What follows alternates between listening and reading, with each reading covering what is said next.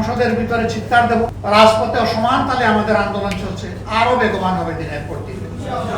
গণভোট হয়েছে দেশের পচা রাজনীতির আমূল পরিবর্তন সাধনের জন্য।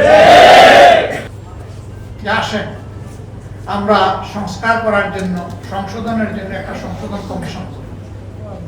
আমাদের পরিষ্কার জবাব, সংশোধনের জন্য কোনো কমিশন লাগে না।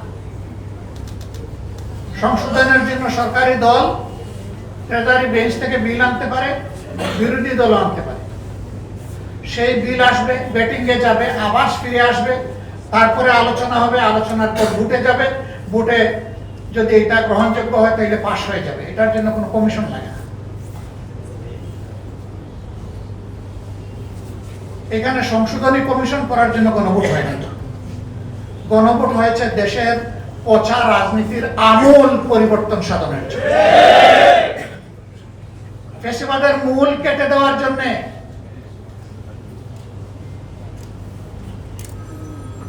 আমরা সেই সংস্কার চাই। বিএনপি ওয়াদা থেকে সরে গিয়েছে। আপনারা কি চান আমরাও জাতির সাথে বেইমানি করি? আমরা বেইমানি করতে পারবো না। আমরা জাতিকে কথা দিয়েছিলাম, আমরা সেই জায়গায় আছি এবং আমরা কনফিডেন্ট, আমরা গভীর আস্থাশীল। জনগণের 70% মানুষের দেওয়া এই ভোট বৃথা যাবে না, ইনশাআল্লাহ এটা বাস্তবায়ন হবে। আমরা সংসদের ভিতরে চিৎকার দেব, রাজপথে সমান তালে আমাদের আন্দোলন চলছে, আরো বেগবান হবে দিনের পর দিন। বৃষ্টি ঝড় সবকিছু উপেক্ষা করে এ পর্যন্ত বাস্তবায়ন হয়েছে। আল্লাহ তাআলার কাছে সাহায্য চাই, আগামীতেও যেন আল্লাহ আমাদেরকে সাহায্য করেন, আমাদের সমস্ত কর্মসূচি বাস্তবায়ন। এটা ঠিক, লোহা গরম হয়ে লাল হইতে একটু সময় লাগে, কিন্তু লাল যখন হবে তখন জনগণ হাতে মুগুর নিয়ে ঠিক মতোই পিঠাবে ইনশাআল্লাহ।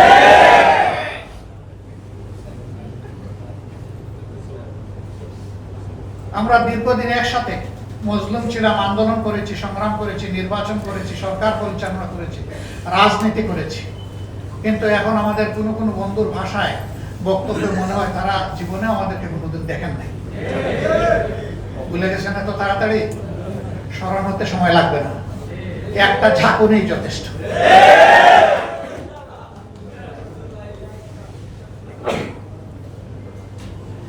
আমরা বলবো আমরা মান অভিমান ছেড়ে দিয়ে জনগণের রায়টাকে সম্মান করি।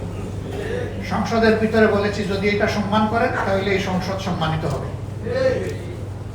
যদি সম্মান না করেন তাহলে যেখানে স্পিকারের অনুমতি লাগে না ওখানে বক্তব্য হবে। তবে হ্যাঁ, এই দেশকে আমরা ভালোবাসি, কোন অশুভ শক্তিকে মাঝখান থেকে খেলতে দেবো না ইনশাআল্লাহ। নাক কান সজাগ রেখেই আমাদের সব কাজ চলবে এবং সময় মতো জনগণের আকাঙ্ক্ষাও পূরণ হবে ইনশাআল্লাহ। আমরা কোন ফ্যাসিবাদ নতুন হোক পুরাতন হোক মেনে নেব না, এ বিষয়ে স্পষ্ট। জেল জুলুমের ভয় দেখাবেন না। একজন তো মাথা গরম করে সংসদের ভিতরেই বলে ফেললেন এইটা না করলে ওইটা না করলে পরিণতি এমন হবে। আমরা জবাবে বলেছিলাম 55 বছর এই পরিণতি দেখে দেখেই বাংলাদেশ আজকে এই জায়গায় এসে দাঁড়িয়েছে। ও ভয় আমাদেরকে দেখাবেন না। সর্বোচ্চ পরিণতি কি? ফাঁসির তক্তা। এর উপরে তো দুনিয়ার কোনো পরিণতি নাই। অথবা একটা গুলি। আলহামদুলিল্লাহ, দেশের জন্য, জাতির জন্য, আল্লাহর জন্য প্রস্তুত আছি, কোনো অসুবিধা নেই। লড়াই আমাদের চলবে, ইনশাআল্লাহ বিজয় জনগণের হবে।